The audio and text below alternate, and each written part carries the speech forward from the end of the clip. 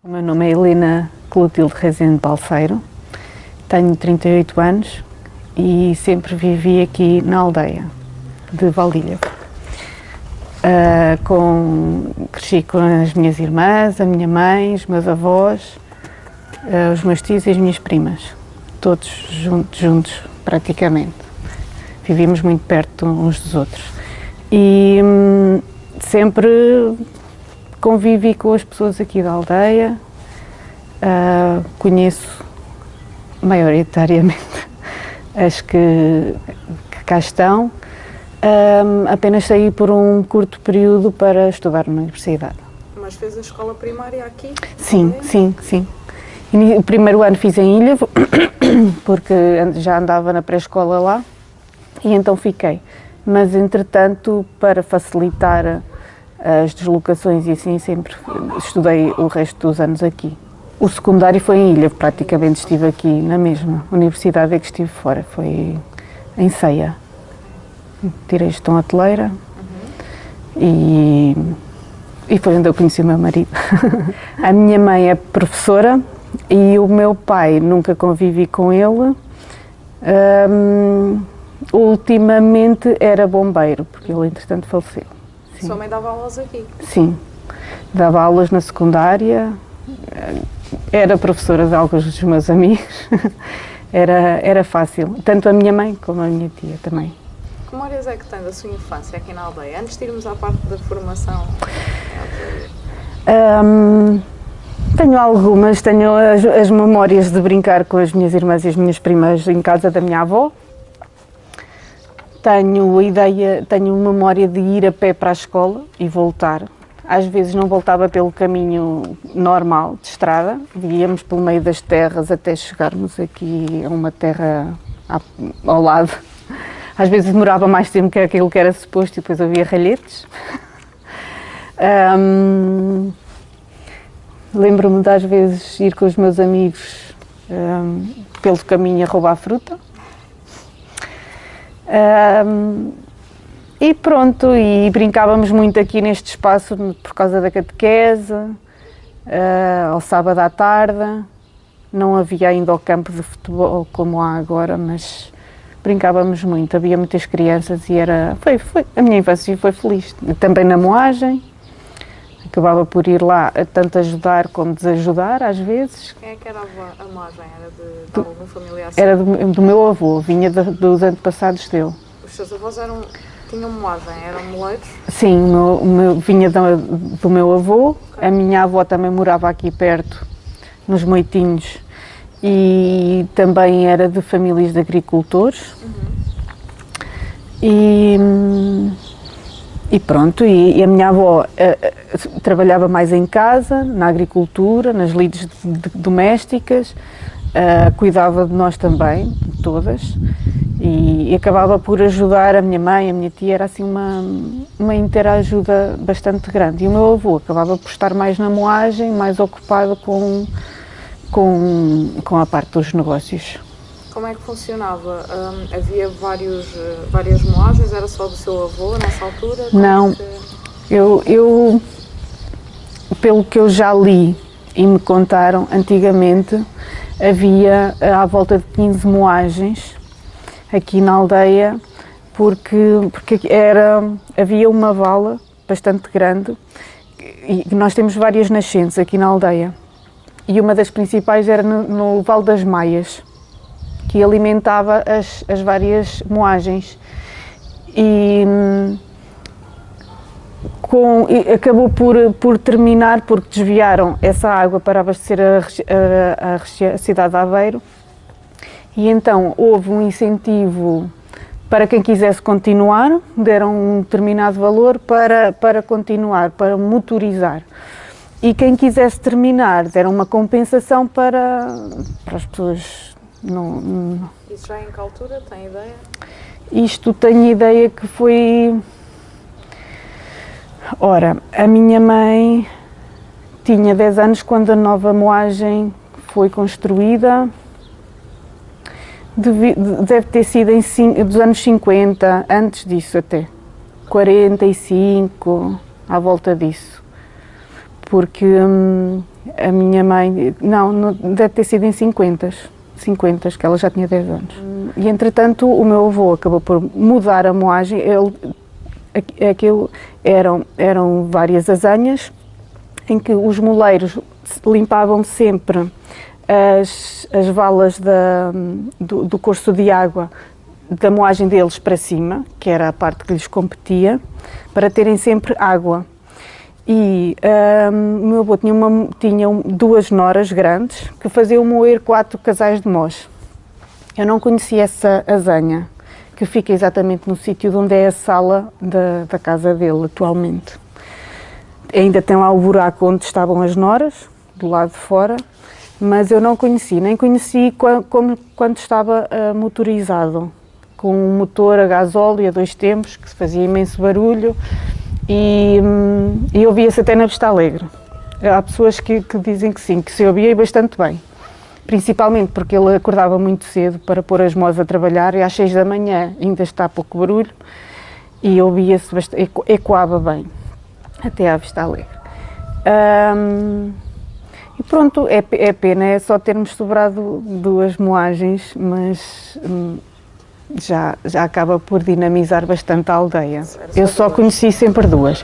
Não, havia uma ou outra, mas entretanto foram falecendo e acabaram por deixar mesmo. E como é que funcionava o negócio? As pessoas, na sua altura, quando era mais nova, daquilo que se lembra, as pessoas levavam, o produto era daqui, o cereal, vinham pessoas do outro lado com o cereal para moer? Como é que... O meu avô já comprava os caminhões grandes, ou seja, já vinha de outras zonas do Alentejo, de Montemor. Ele é que comprava para transformar? Sim, ele trabalhava já em grande escala, mas eu sei que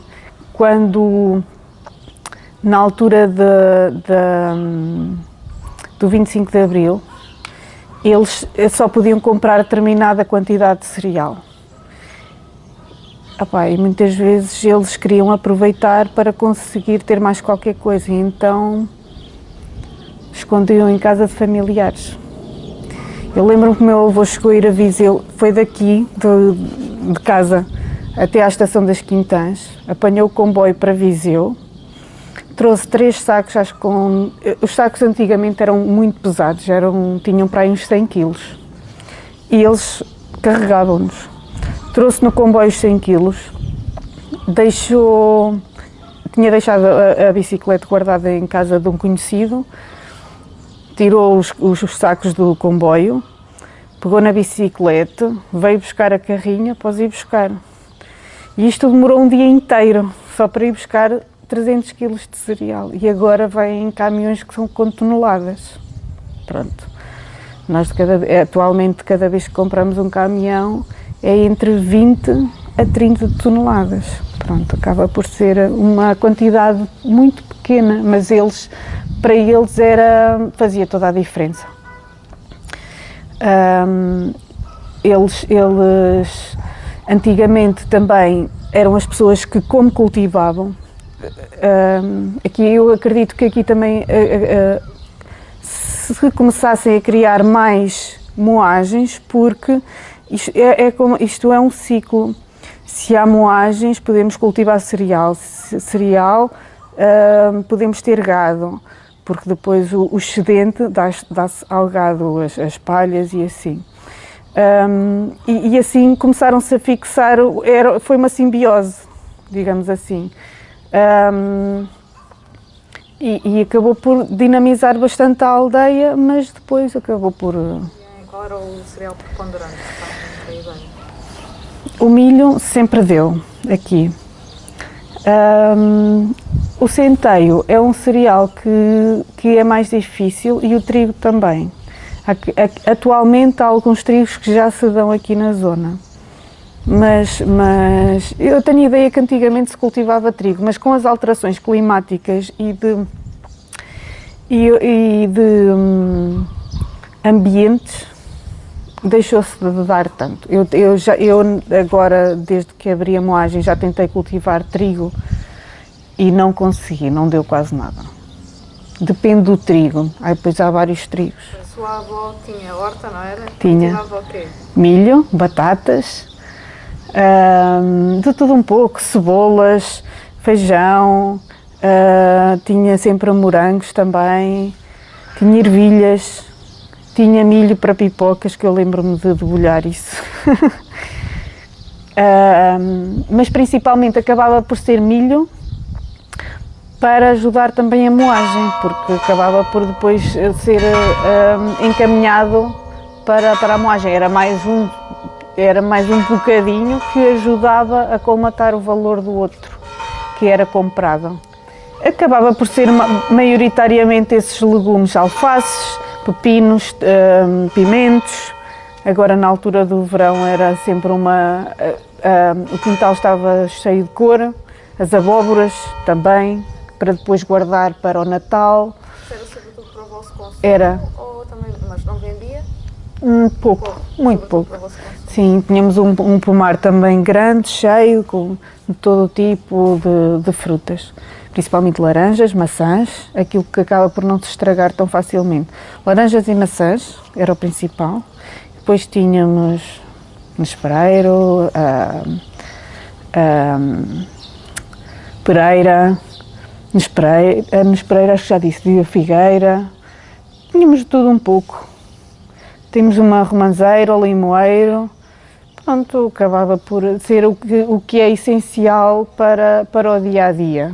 Da escola vinham pelas propriedades, não é? Porque eram votadas ou era campo? Não, era tudo aberto. Tudo aberto. Sim. Mas havia quem produzisse para venda aqui, para venda local ou para vender em feiras à volta? Ainda há quem o faça, mas a mãe da minha avó tinha um pomar gigante com laranjeiras e ela vendia no mercado.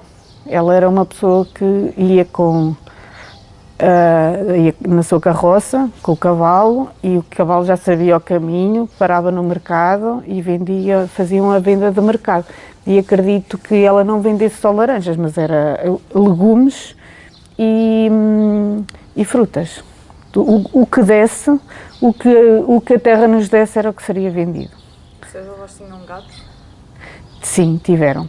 Porcos, que eu já não sou bem desse tempo. Galinhas tinham, perus, patos, tivemos coelhos.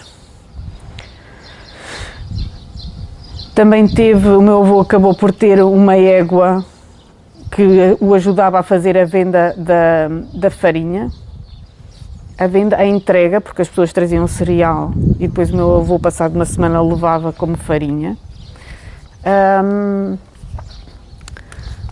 E eu acho que eles chegaram a ter vacas. Para consumo deles? Sim, nunca era para venda, sim. Como é que o seu avô fazia quando transformava a farinha? Ficava com parte da farinha para ele como forma de... As pessoas depois pagavam a moagem só. Ok. Levavam o cereal e depois as pessoas só pagavam a moagem. E depois o cavalo já sabia os caminhos, então já sabia que tinha que parar nesta padeira, depois a seguir era aqui, depois a seguir era acolá. Era engraçado. As padeiras aqui de Valdivia, tinham todas forno em casa? Como é que... Tinham, porque como não havia eletricidade, nem gás, nem nada nessa altura, tinha que ser a forno a lenha. Não havia um forno comunitário? As pessoas usavam sobretudo domésticos? Era. Comunitário, não tenho ideia de falarem nisso, não me recordo. E vendiam depois à porta das suas casas o pão ou juntavam-se para vender? Não, cada uma levava na bicicleta ou consoante era mais evoluída, digamos assim, ou não, ou na bicicleta, com umas cangas, ou no burro também assim, ou com uma carrinha, dependia.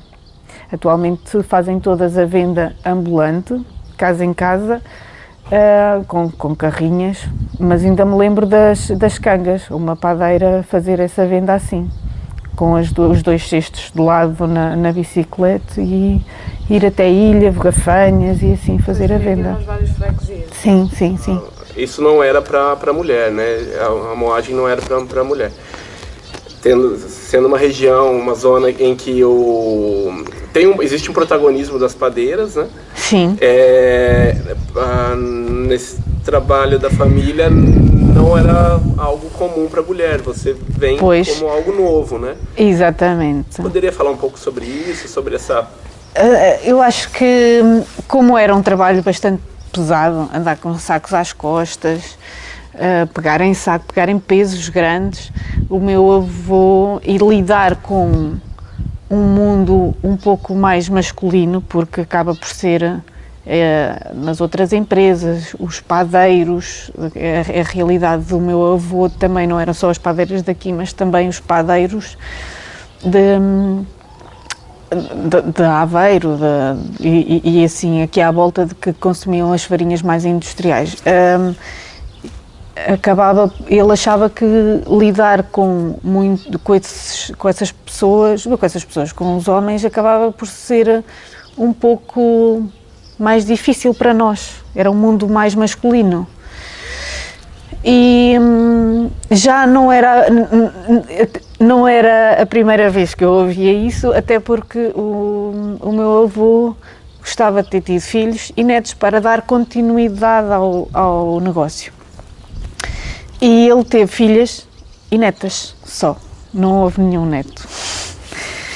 E ele, pronto, olha, teve que se conformar. Tinha a minha tia como braço direito dele, que o ajudou muito em muitas coisas. O meu tio também acabava por ajudá-lo lá na moagem, diariamente, mas quando eu lhe disse que queríamos dar início, ele ficou realmente muito surpreendido e disse: isso não é trabalho para mulheres, porque é muito pesado, é muito desgastante, vocês não têm estrutura anímica para estar a trabalhar nesse sítio. Mas o que é certo é que a moagem não é só a moagem em si. Há outra parte de escritório, outra parte de falar com as pessoas, outra parte de nos relacionarmos, que isso, quer seja homem, quer seja mulher, consegue fazer. Pronto, até mesmo, não digo todos os dias a cartar tudo cheio de muitos sacos, mas se for um ou outro nós conseguimos fazê-lo facilmente. Acaba por ser um ginásio para nós. E inicialmente foi complicado. Quando nós reabrimos a moagem, nós reabrimos só com 3 pessoas, era eu, a minha irmã Ana e o meu marido, o Mário. E aí sim, foi um bocadinho difícil. Mas entretanto perguntámos ao Zé Carlos se ele queria entrar connosco e ele disse que sim. Mas realmente o que eu gosto é que provei ao meu avô que não é preciso ser homem para dar continuidade a uma empresa que é de homens, que é mais masculina, não é de homens, é um trabalho que é mais masculino, até porque não é a única moagem deste género que eu conheço que era gerida pelo pai da senhora e atualmente é gerida por ela. E a empresa segue na mesma, tal e qual, os mesmos moldes, é muito idêntica à nossa. E isto só faz jus a que atualmente já não há trabalho só de homem, nem só de mulheres. Todos conseguimos fazer as mesmas coisas. Todos temos é que ter vontade de o fazer e de andar para a frente. Depois a Helena vai para a faculdade. Sim. Tira Gestão hoteleira. Conte-me lá essa história de abrir a moagem, o que é que fez entretanto? Abriu logo a moagem, ainda não. Profissões? Não, ainda pensei a meio do curso parar para dar continuidade ao negócio do meu avô, porque já para ele ter quem continuasse logo sem ter que fechar. Porque ele ainda estava em funcionamento? Estava. Ainda tinha a moagem, sim. Recebia os caminhões de farinha? Já. Desde pequena que eu me lembro, sim. E eram grandes quantidades mesmo. Entretanto, acaba o curso. A minha tia disse-me: não, tens que acabar o curso primeiro pensa nisso primeiro e depois logo se vê. Ok. Eu terminei o curso e e acabei por trabalhar ainda na área, na zona da Serra da Estrela. Ainda tive um bar por conta própria também com o meu marido, e depois, quando ele acabou o curso, ficámos os dois assim a pensar, então, e agora, vamos fazer o quê, para onde? E surgiu, e como era a altura da Troika, era uma altura um bocadinho difícil, ou íamos para fora, ou para o Algarve, que não era muito... Eu já lá tinha estado e era um bocadinho difícil trabalhar lá, porque era sempre sazonal, ou havia picos de trabalho e depois parava-se muito, e não era muito certo. E então começámos a olhar para a moagem com olhos de... Então, se calhar aqui acaba por estar o nosso... talvez um futuro. Como acaba por ser farinha, é um produto que é todos os dias necessário. Acabámos por comentar com o meu avô. Ele na altura achou que era uma ideia louca, já tinha fechado. Entretanto, a moagem em 2010 já estava fechada. Porque ele já não conseguia assegurar o negócio? Não, já não conseguia. Já não tinha tanto apoio, porque a minha tia e a minha avó, entretanto, também já tinham falecido, e ele já não se sentia tão capaz, com tantas forças para isso. Pois, já estavam... continuava a ter procura, as pessoas continuavam a procurá-lo para moer, ele já... Continuava a ter procura de onde em onde, não era mais por um restaurante, um hotel, havia padeiros também que queriam, mas sabiam que estava fechado, porque ele já tinha 90, ele fechou a moagem com 89 anos. E, ano tem? 2010. E ele já tinha alguma idade, ele tinha vontade de ir para lá. O corpo é que não o permitia, porque ele, cabeça e tudo, estava perfeito. E às vezes aventurava-se em coisas que não devia. Ou seja, acabava por já ser um perigo para ele. E nós, entretanto, começámos a pensar em abrir, falámos com ele disse, não, isso não é para vocês, isto não é para mulheres, está fora de questão. Mas começámos a ver o que é que dava para fazer e não, e acabámos por... E ele começou a aceitar. Quando começou a ver que as obras estavam a andar, até porque era desejo dele, ele disse-me que não, porque nós éramos... Porque sou eu e as minhas irmãs, e o meu marido, também lá estamos os 4. E acabou por aceitar, porque já eram muitos e talvez dê, e começou-nos a ajudar. Foi fazendo os contactos dele, dos antigos que conhecia, a saber o preço do cereal, a contactar os padeiros de mais confiança deles. Ele é que fazia, avô, deixa que nós fazemos isso, estás agora a preocupar-te com isso. E algumas obras que fomos fazendo, para ele também foi difícil, porque não compreendia porque é que era preciso tantas coisas que atualmente são obrigatórias. Na cabeça dele não havia, por exemplo, as casas de banho para homens e mulheres, para ele não tinha... Isso é gastar espaço, para ele não tinha sentido. E então ele ajudou-nos, e quando começámos, estávamos mesmo para abrir, ele acabou por adoecer e teve que ir para o hospital. Ainda ficou lá um mês, mas entretanto não resistiu.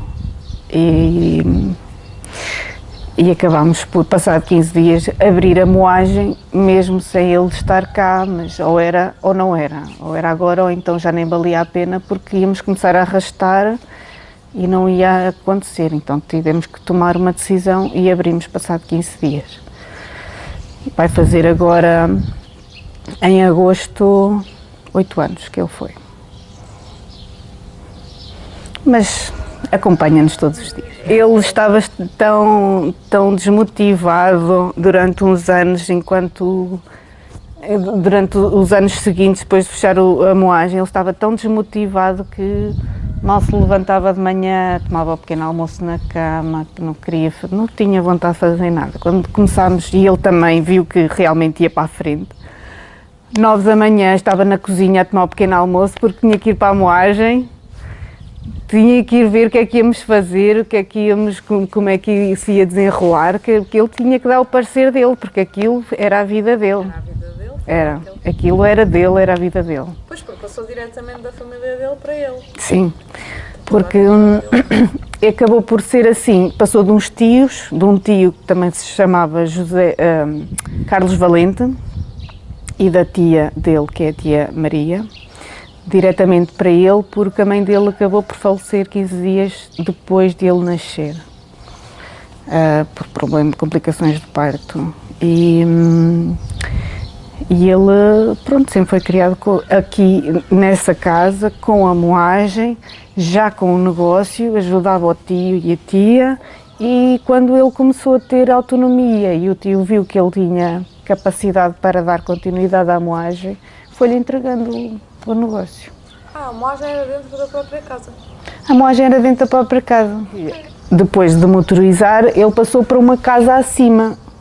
Pronto, mas está lá ao lado na mesma. Acaba por estar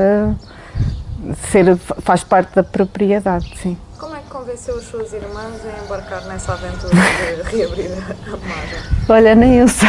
Elas são formadas em quê?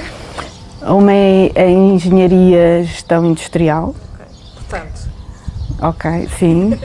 E ajudou bastante na abertura, na parte das obras e assim.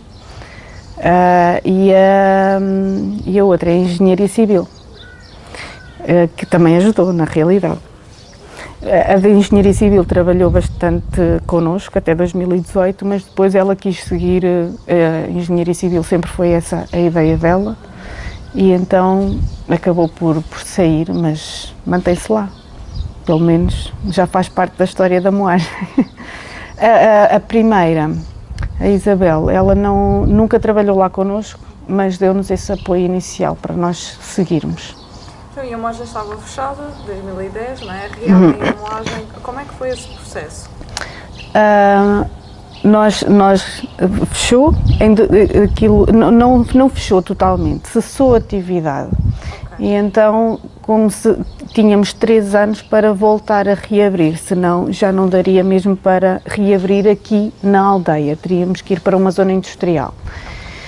E então, em 2013, começámos a meter os papéis para dar início outra vez de atividade. Começámos com as obras. Em 2014 criámos a nossa empresa, para deixarmos um pouco a empresa do meu avô. Criámos a nossa empresa e a partir de em 2014 não abrimos logo, criámos só a empresa. E depois em 2015, em setembro, reabrimos. Mas foi um processo muito tranquilo, porque já sabíamos que o meu avô queria dar continuidade à empresa, passou tudo para a nossa nova empresa e seguimos. Só moagem ou têm outro tipo de serviços no estabelecimento? Não, sei só a moagem. É só a moagem? É. Fazemos a moagem, fazemos revenda de outras farinhas também, mais industriais, se bem que esse não é bem o caminho que nós queremos trilhar, mas inevitavelmente temos sempre que vender algumas dessas, porque há muitas padarias que assim o pedem. Já vendemos muito mais, esse era o modelo de negócio do meu avô, que era revender as da Ceres, da marca Ceres, que é uma empresa no Porto, e as dele por inerência. E nós começámos com esse modelo de negócio. Não era bem aquilo que nós queríamos, e nós dissemos no início, nós queríamos só com as moídas em modo pedra, só as nossas. Até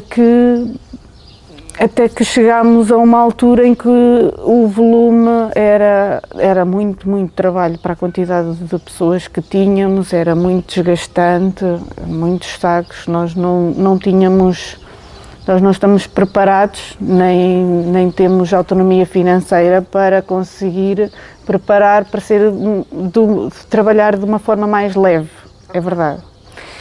E então acabamos por na altura da pandemia, acabou por haver uma seleção. Nós fizemos por isso também, por querer deixar as padarias mais industriais.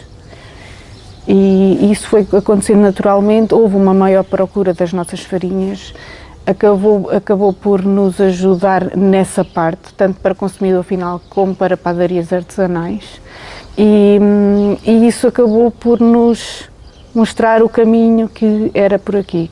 Padarias artesanais, consumidor final. No mercado e é aí que aposta? Já acaba por não ser um nicho, esse já é o nosso grosso. Ok, pois. Esse acaba por já ser o nosso grosso. Há uma ou outra que ainda continua, industrial, que ainda nos continua a pedir alguma farinha, mas até mesmo essas já querem da nossa farinha para se diferenciar das demais. E é assim que temos trilhado o nosso caminho, pronto. Depois, na altura da pandemia, fomos forçados a criar uma loja online, porque havia muitas pessoas, como houve uma altura em que faltou farinha nos supermercados, nós nunca nos faltou cereal para moer, felizmente, e então começaram à procura, e até que muita gente chegou até nós, começavam-nos a fazer perguntas, nós não tínhamos loja online, tínhamos que responder a e-mails diariamente, a montes de e-mails, até que criámos uma landing page para as pessoas fazerem as compras, verem mais ou menos o que é que pretendiam, e daí fizemos a loja online, onde atualmente também temos alguns complementos para o pão, para pequenos almoços, para fazer vários tipos de receitas que usem farinha ou aveias, papas de aveias e coisas assim. Alimentando a página com outros pontos. Exatamente. Tudo moído em modo pedra? Nem tudo, porque não conseguimos. Por exemplo, a farinha de espelta, atualmente cá em Portugal não há grande produção de espelta. E por isso ainda não conseguimos o cereal para sermos nós a moer. É do nosso interesse conseguir o cereal para moermos, para ver como é que funciona. Já conseguimos fazer a moagem de vários cereais. Primeiro testamos se dá para fazer nas mós, ou não. Já experimentámos, convencionalmente já se moía lá trigo, milho e centeio. Experimentámos a cevada, funciona e dá uma farinha ótima. A aveia também. Depois temos, já experimentámos farinha de arroz, conseguimos, mas é uma farinha tão fina que fica uma poeirada no ar que nós não queremos. É impossível, porque mesmo que acabemos de limpar agora, se pomos a moer o arroz, é uma semana a limpar. Há farinha de arroz por todo lado. Moemos farinha de trigo sarraceno. Atualmente também experimentámos com um cliente que nos tinha arranjado há uns anos o trigo barbela. Conseguimos fazer e atualmente moemos regularmente também trigo barbela, que é um trigo ancestral, nacional, que é produzido tanto em Trás-os-Montes como na zona do Oeste, que por ser ancestral acaba por manter as propriedades nutricionais e sem as alterações genéticas que muitos já foram sujeitos. Acaba por ter menos glúten e tem um sabor característico. Pronto, é bom, é um sabor mais azedo, é um pão diferente. Pronto. E já moemos também um milho chamado milho upi, que é o milho roxo, para experimentar. Um senhor que trouxe, às vezes fazemos essas experiências, já moemos também bolota. Teve que ser ajustado, inicialmente era em pedacinhos vinham muito grandes, a mão não dava para moer, porque empapava, não conseguimos. Então os senhores trouxeram mais pequenina, em grãozinhos mais pequenos já conseguimos moer. E vamos fazendo assim algumas experiências de maneira a trilhar um caminho não tão convencional como as moagens. Também para se destacarem, não é? Exatamente, Quais sim. são os vossos principais fornecedores? São daqui da zona? Vêm de... Temos de todo o mundo, mais ou menos. Ok, não têm só fornecedores portugueses? É Não, isso? não conseguimos. É impossível. É impossível. Porque as sementes para complementar os pães e assim são todos as Chinas, Polinésias e assim, pronto. Mas nós não compramos diretamente a eles, temos um fornecedor cá em Portugal. Depois, mas milho, centeio, trigo barbela, esses são nacionais. A cevada e a aveia são espanholas, aí são as mesmas que vão para a Nestlé, para as papas dos bebés. Depois temos o trigo comum, que nós fazemos as nossas farinhas, que já o meu avô fazia, é francês. Qual é que me falta? Trigo sarraceno, não é nacional, é da Polónia. Já tentámos moer um nacional que não funcionou muito bem e por isso voltámos a moer o que acaba por ser um bocadinho mais caro, é verdade, mas consigo ter a garantia que corre sempre bem. Pronto. A espelta, realmente tenho pena disso. Vamos ter algumas novidades, entretanto, de outros tipos de farinhas, não moídas lá porque não consigo. Uma das coisas que nós inicialmente, quando abrimos a moagem, queríamos fazer era farinha de alfarroba, mas não conseguimos porque iria... A alfarroba, nós já fomos à fábrica da farinha de alfarroba, é muito difícil, é muito difícil. Mas tecnicamente é difícil? Sim, sim, porque aquilo é uma vagem que depois tem uns grãos e tiram-se os grãos.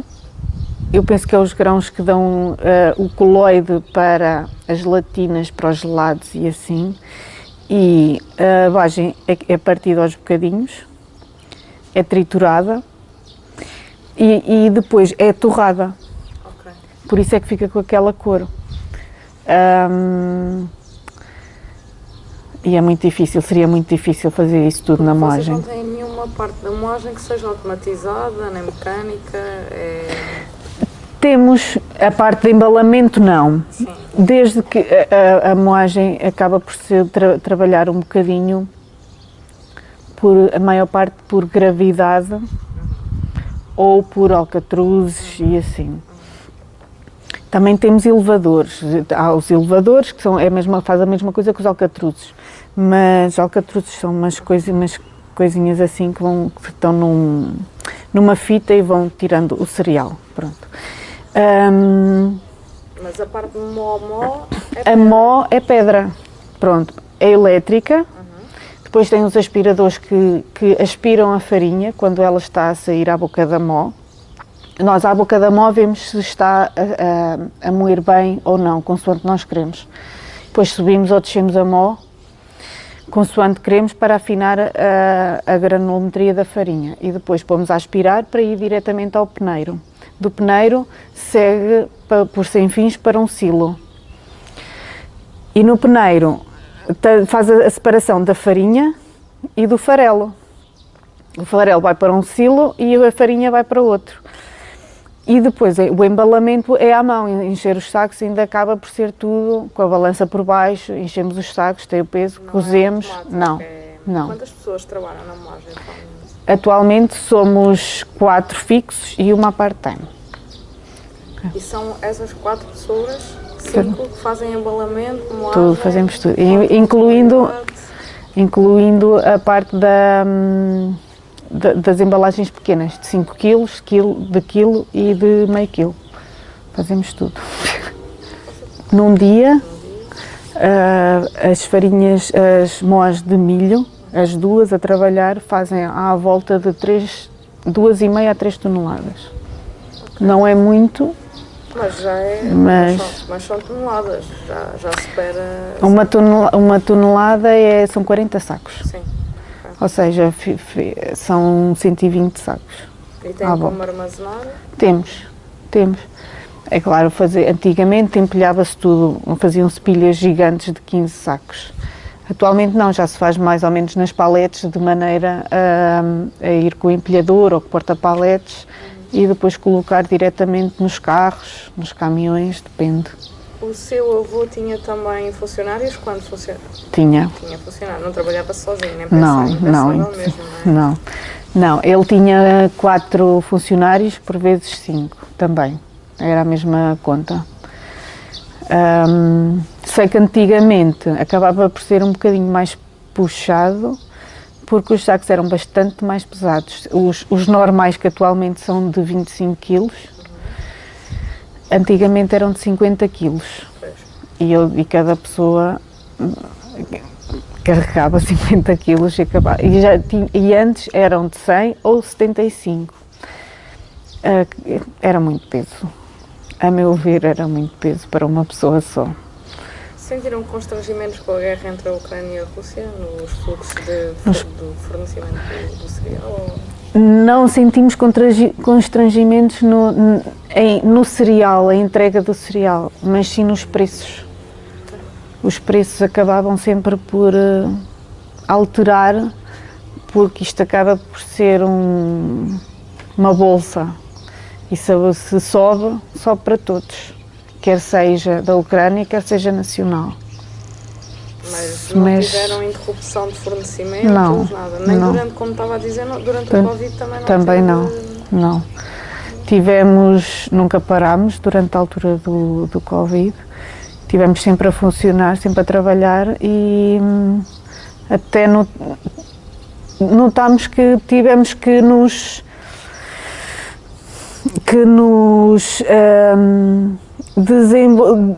desenrascar, desenvolver em determinadas áreas, como essa da loja online, de transportadores para levar as farinhas para todo o Portugal.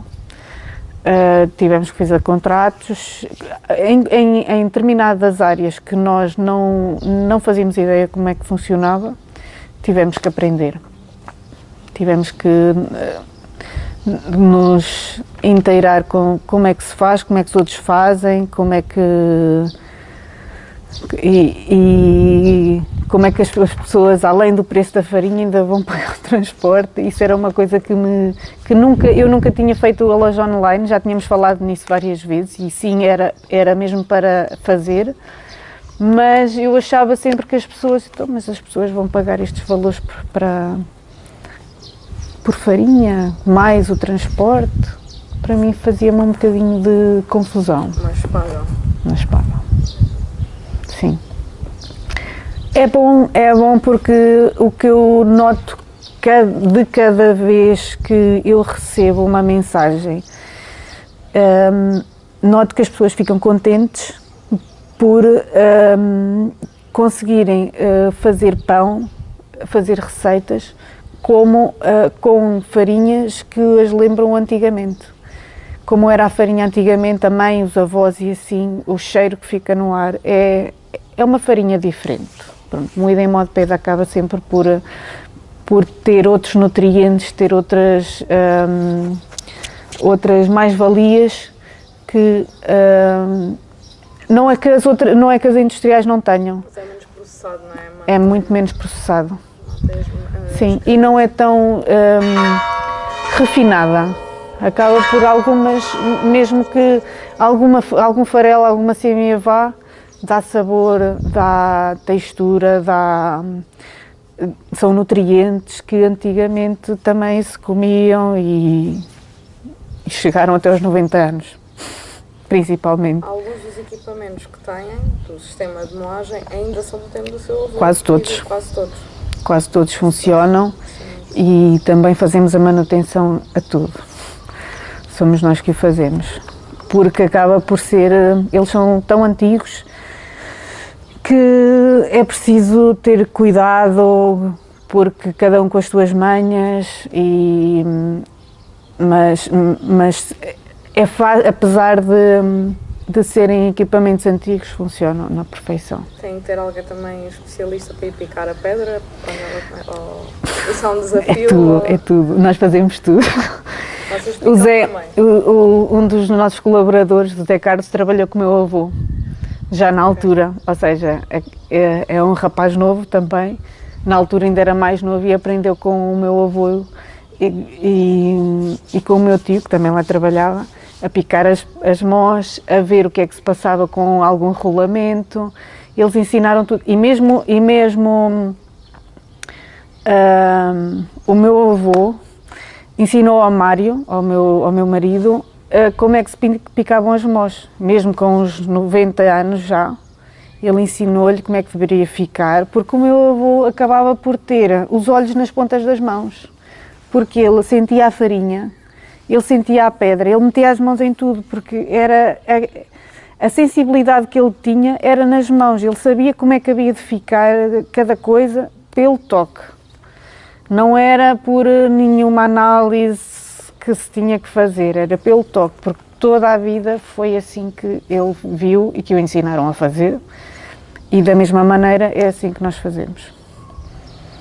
Também fazemos as análises às farinhas, depois, tanto as microbiológicas, as físico-químicas, contaminantes, fazemos isso tudo.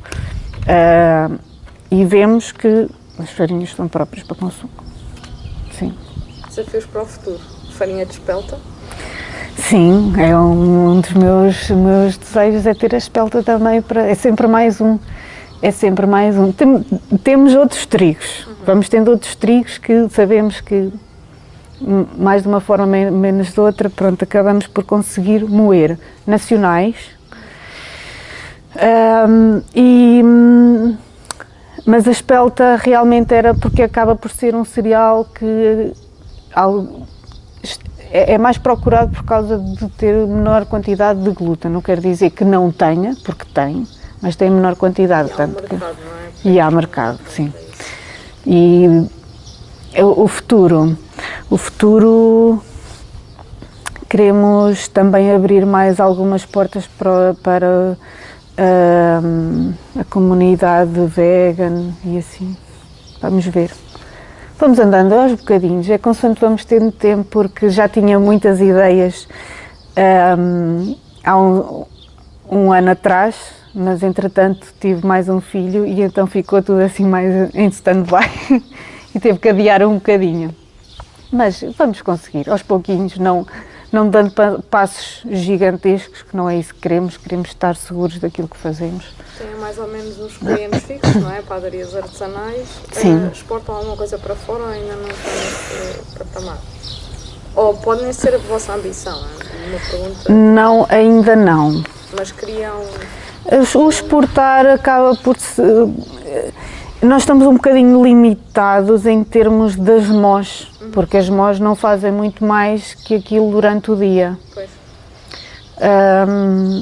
Então, para já não pensamos muito nisso. Enviamos para... Não é exportar, porque é nacional. Enviamos para a Madeira, para os Açores, mas já é uma quantidade boa para algumas padarias de lá, de Madeira e dos Açores, já tem o seu peso. Como é que se foi criando essa rede de clientes? Foi passa-palavra? Passa-palavra entre eles, entre padeiros. Às vezes se contactam, deram-me contacto, eu já ouvi falar de vocês, acompanho a vossa página, as vossas redes sociais e gostava de trabalhar convosco. Muitos pedem para vir visitar a moagem e nós deixamos. Outros pedem diretamente ou querem primeiro experimentar as farinhas porque ainda não conhecem na realidade e nós facilitamos, sim. A vossa é a única moagem antiga? Não, tem funcionamento aqui em Valdivia? Não, existe outra. As duas, não é? É do Sr. Urbino Grave. Também tem os seus clientes. É um modelo de negócio como o meu avô tinha, eles sempre tiveram mais ou menos este modelo de negócio a par. Ele é contemporâneo do seu avô? Sim, sim. Nós é que acabamos por ver outras coisas. já me chegaram a vir aqui de Londres um rapaz que trabalha numa padaria em Londres, ele é daqui da zona de Cantanhede, que nos acompanha, que gosta muito das nossas redes sociais e já experimentou. Semeou trigo barbela, perguntou se nós lhe podíamos moer. Nós moemos-lhe o trigo barbela.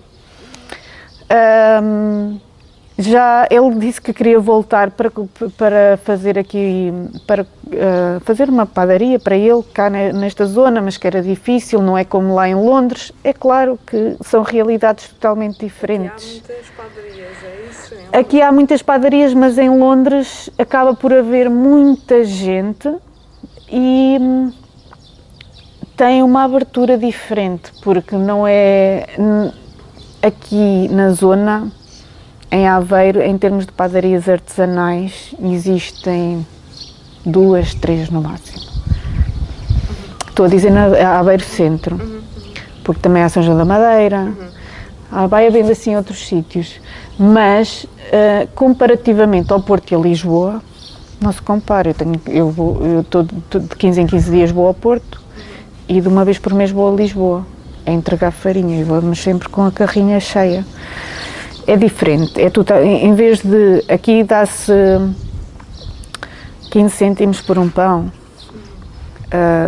convencional, aqueles pães são vendidos a 4 euros ou mais.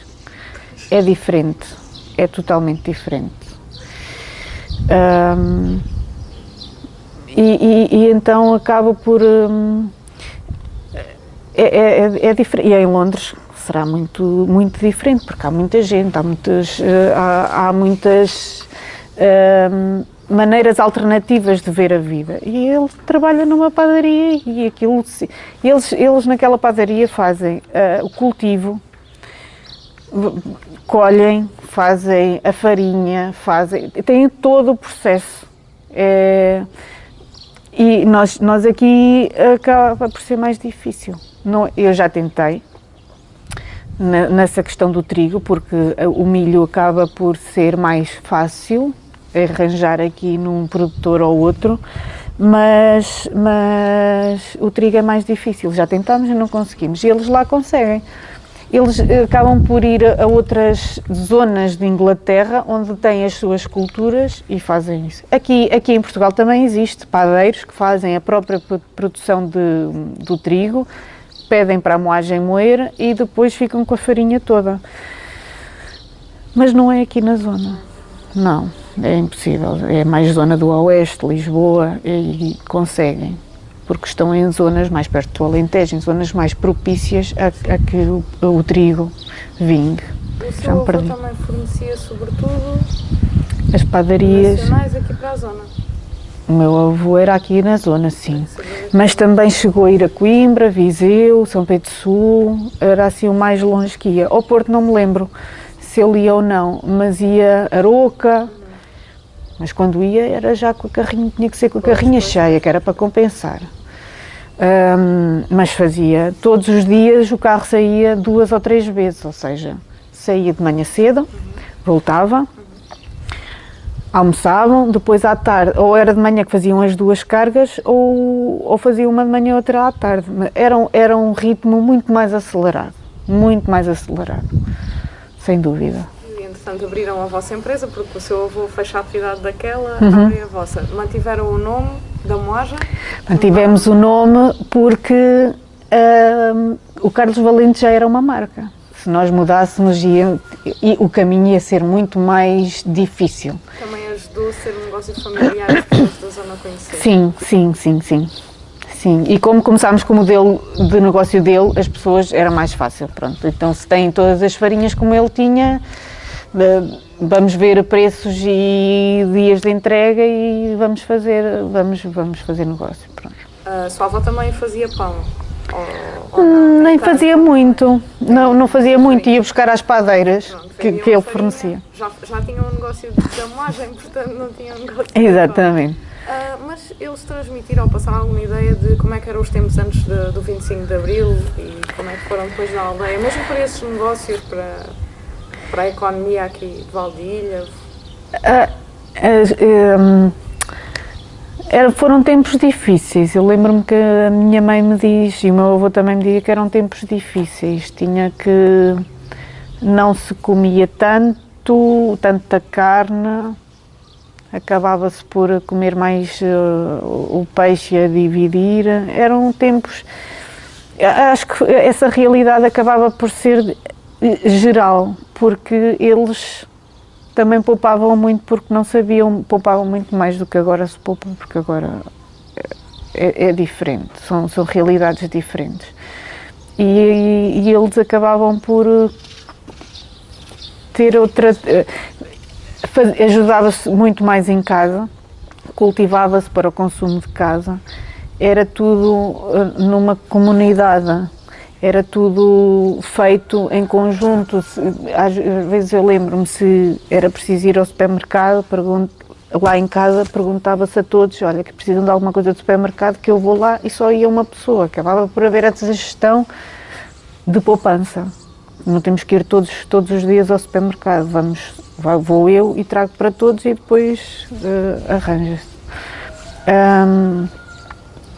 Eles ainda sei que o meu avô teve sociedade no negócio de pescas, e dos arrastões com que ele trabalhou, ele aproveitava muito e trazia para a família aquelas partes menos nobres que agora, atualmente, são as mais ricas. É as caras, é os sames, é as línguas de bacalhau, tudo o que era retirado e que não tinha grande valor na altura, ele trazia para casa e também se comia assim, pronto, era batatas cozidas com bacalhau, ou com as caras cozidas, e acabavam por trazer os peixes que menos não eram vendidos tão bem, e havia essa gestão, pronto. Em termos de farinha, alguma farinha que, quando era preciso farinha, íamos lá à moagem e trazíamos. A minha avó realmente fazia pão, mas lembro-me que era sempre mais em alturas de festas. E pronto. Havia muita poupança aqui na aldeia. As pessoas acabavam, o excedente que tinham davam a uns e a outros, o que continua a ser assim, e muitos vendem no mercado. Houve alguma alteração ao nível do negócio do seu avô? Alguma coisa que ele não pudesse ou tivesse mais dificuldade em fazer durante o período antes do 25 de Abril? Algo que tenha melhorado ou piorado? Ele na altura não podia, eles só tinham avalo do Estado para vender farinhas não peneiradas.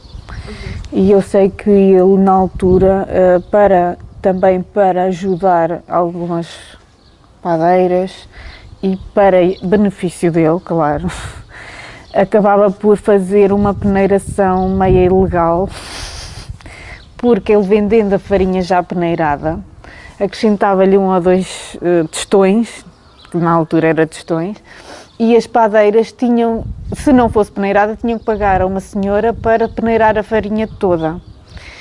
E assim ele acabava por conseguir, mas não era permitido, não.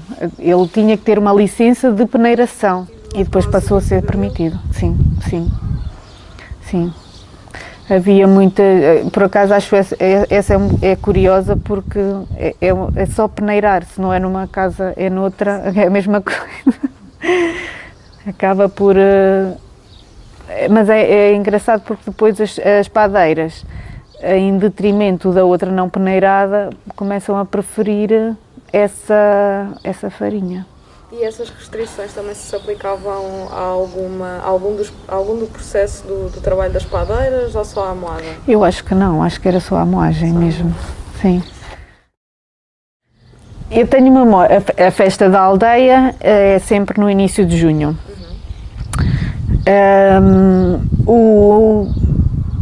Havia a festa religiosa, essa, e há o carnaval, que também é forte por causa dos cardadores. Os cardadores é uma figura, aqui, não é? são, mas tem um porquê. Os cardadores sempre foram uma figura, imaginemos, é como se fossem os caretos de Pudense, mas muito diferentes, mas também acabavam por assustar porque têm uns sinos à volta da cintura e ouvem-se ao longe e nós sabemos, e umas cardas. Antigamente tinham picos porque as cardas era para pentear a lã das ovelhas, atualmente já não tem, eu não me lembro delas com picos. Era para cardar as senhoras solteiras. Era como se fosse um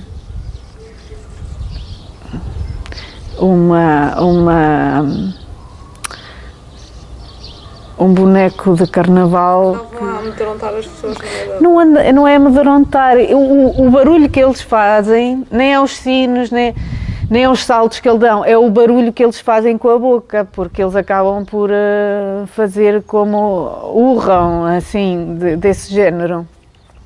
E então isso acaba por meter mais medo às crianças e nós crescemos com esse... Nós sabemos que quando vem o carnaval, vêm os cardadores.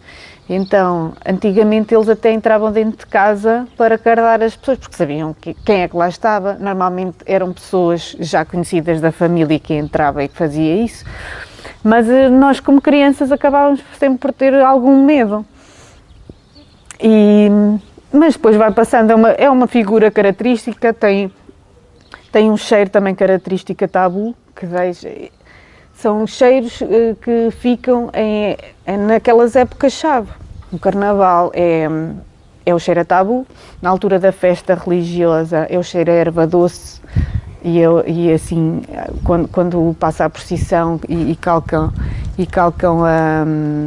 a erva, fica um cheiro muito agradável, que eu lembro-me desde pequena desse cheiro. E pronto, acho que são essas as duas únicas, e há também a festa do pão, das padeiras que fazem aqui ou em Ilhavo. Atualmente temos feito mais em Ilhavo, mas são duas festas características aqui da região. Essa do pão é mais recente? É mais recente, sim. Sim. Antigamente era uma rota das padeiras, que andavam de padeira em padeira, a ver como é que... a saudar, a conviver com as padeiras. Às vezes até durante a noite algumas pessoas inscreviam-se e iam ver como é que a padeira fazia o pão durante a noite. E era assim, atualmente juntam as padeiras todas para fazer a amostra do pão. E cada pessoa, se quiser, vai e compra o pão de determinada padeira. É assim que se tem desenvolvido essa festa do pão. Falou também das festas religiosas. Há uma, não é? Que é do Santo Padroeiro? Sim, é do Espírito Santo. E nessa festa, o que se come? Os pontos principais dessa festa, o Natal e a Páscoa. Acaba por ser, nessa festa, nós comíamos sempre carneiro e leitão. É as duas coisas que eu me lembro. A sopa, acabava por ser uma sopa que a minha avó fazia, que era uma sopa com carnes e assim, que depois acrescentava só um bocadinho de cenoura, couve e massa na água. Era mesmo típica dela, era mesmo... depois os pratos principais eram esses dois e as sobremesas nunca podia faltar ou um arroz doce, um leite creme. O arroz doce e leite creme não faltava, nunca. Fazia também, na altura da Páscoa e do Natal, um pão que era a trigamilha, que era um pão que ela fazia para ela e depois fazia para o resto da família, que também dava para as várias casas. Fazia sempre a mais. E no Natal era o bacalhau, no dia seguinte, na noite de Natal, era o bacalhau cozido com batatas e no dia seguinte era leitão. O carneiro aparecia sempre, porque como ela acendia o forno para o pão, acabava sempre por cozer mais umas carnes e assim, acabava por fazer mais qualquer coisa para justificar o acender. Sempre a lenha, sim. E depois na Páscoa, é o carneiro também. O carneiro sempre. Porque não é típico da Páscoa, mas ela no Natal acabava sempre por aproveitar. Sim. E era delicioso. Com batatas cozidas e laranja ou umas verduras. Era bom. Ela tinha boa mão para a cozinha. Com a maioria dos produtos da horta dela, não é? Sim. As laranjas. Eu às vezes, eu não sei como é que eles arranjavam tempo para fazer tanta coisa. Para a moagem, para as pescas, para a agricultura, para ajudar os familiares numa matança do porco, a podar, a apanhar as uvas para depois fazer a vindima, que o meu avô também chegou a ter uvas para fazer vinho. E faziam como na altura das vindimas, as pessoas da aldeia iam ajudar? Iam os primos. Okay. Os primos iam ajudar. Juntavam-se um dia numa casa, outro dia na outra. Mas tudo entre a família, não? Sim. As pessoas da aldeia não? Não, às vezes podia vir um ou outro, mas vinham, alguns amigos dele também vinham. O meu avô também gostava bastante de conviver com os amigos e também chamava para pisar o vinho. Ainda me lembro de eu pisar o vinho, que eram muitos mosquitos à volta. No final do dia havia muitos mosquitos, essa parte já não achava tanta piada. E pronto, era assim. As memórias que eu tenho assim mais presentes na casa acabam por ser os natais. Os natais eram bastante... Eu gostava dos natais, eram dias felizes, com a família toda à volta da mesa, tudo a conviver. Na moagem, o meu avô não achava tanta piada, mas claro, tinha que ser brincadeira, não era? Porque temos um escorrega, ainda temos um escorrega, para mandar os sacos do primeiro andar para o resto do chão. E como ele tinha uma carrinha de caixa aberta, ele estacionava atrás na moagem e ficava mesmo por baixo do escorrega. Então eu, a minha irmã e a minha prima, somos as mais novas, e acabávamos por ir para lá para brincar. E então descíamos pelo escorrega, andávamos com os carrinhos, com uma no carrinho dos sacos a passear umas e outras. Lembro-me de várias vezes os caminhões, de falar com a malta dos caminhões que traziam a farinha. E uma memória que eu também tenho era ao domingo. Eu saía com o meu avô e com a minha avó, íamos visitar os familiares que já não podiam tanto, ou não, mas eram familiares dele, pessoas com quem ele conviveu desde que nasceu. E ia visitá-los, dávamos a volta pela zona à beira, no Cais dos Bacalhoeiros, na Gafanha da Nazaré, a ver os barcos, e meia volta ainda faço esse caminho porque gosto de olhar para os barcos, ver os barcos, a água, não sei, e depois parávamos o carro, ele ficava a ouvir o relato do jogo de futebol, e eu ficava com a minha avó, olha, a dormir, a apanhar sol, sei lá, o que fosse.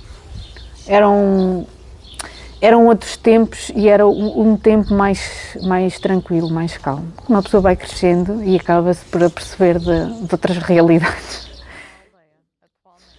Como é que olha para a aldeia atualmente? Atualmente a aldeia vai ganhando vida aos poucos, porque quando voltámos a reabrir a moagem estava um bocadinho parada.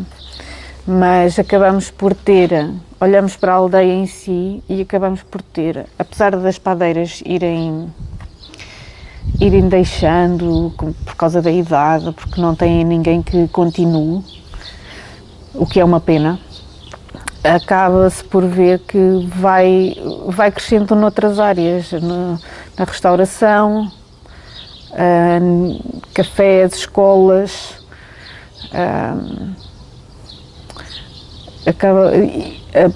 também tem uma fábrica de letras de madeira, acaba por ter outras atividades, mesmo que passem um bocadinho despercebidas, vai mantendo a sua atividade, vai se mantendo ativa, o que é bom, porque de um cantinho que pouco tem para dar, nascem assim umas coisas engraçadas e que dinamizam bastante a aldeia.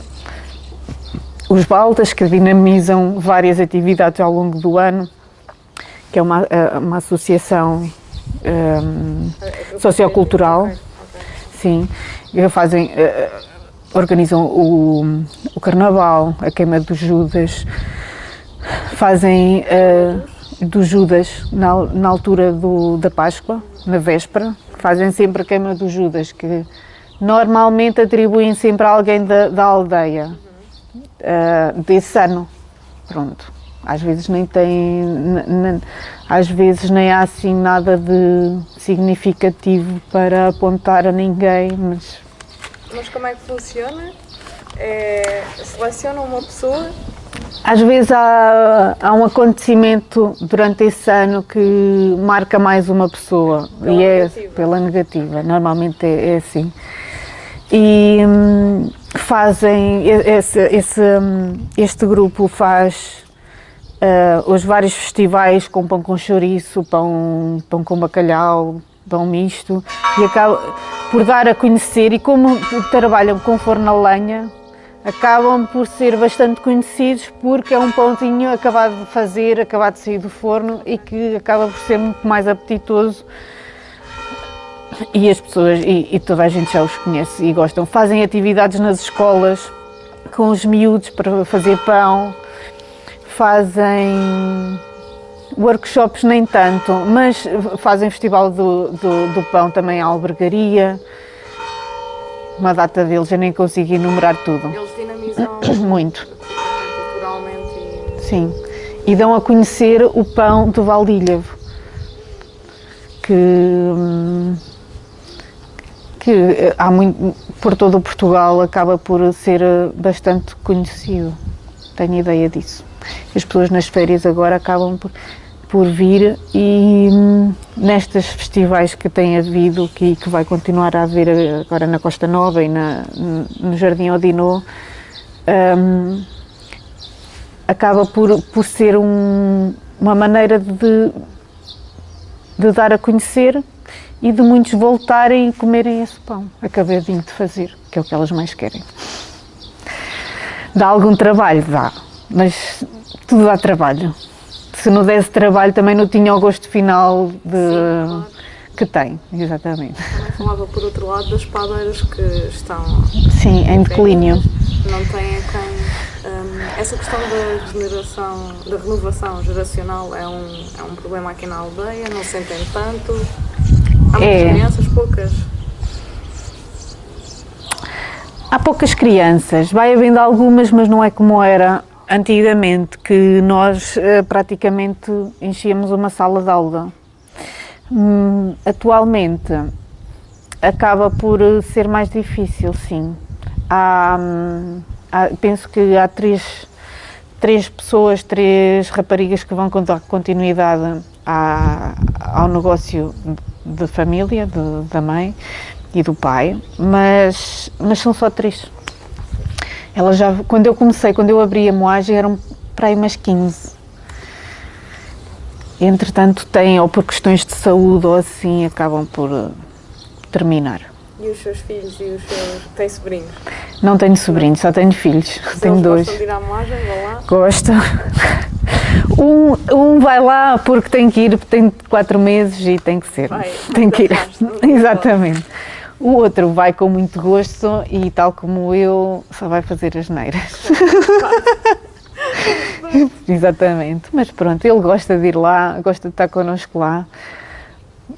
Pronto, para nós acaba por ser assim uma pequena dor de cabeça, mas tudo passa. Quem sabe, tem se que ser. Gosto exatamente. E continua o negócio gosta de nos ajudar, a encher sacos e tudo, então já ajuda qualquer coisa, não é tudo mau.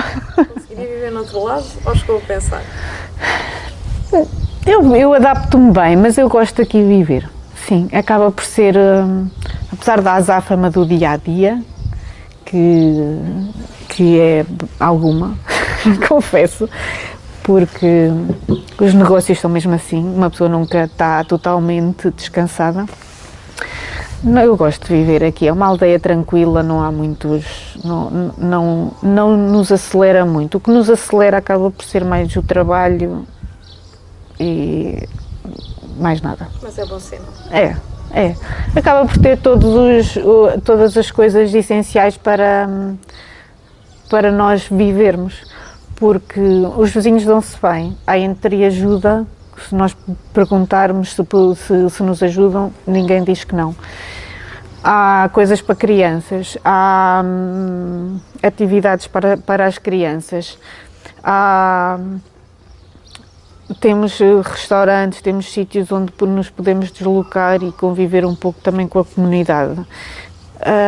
Podemos fazer passeios a pé na natureza, portanto, ou nos pinhais, há de tudo um pouco.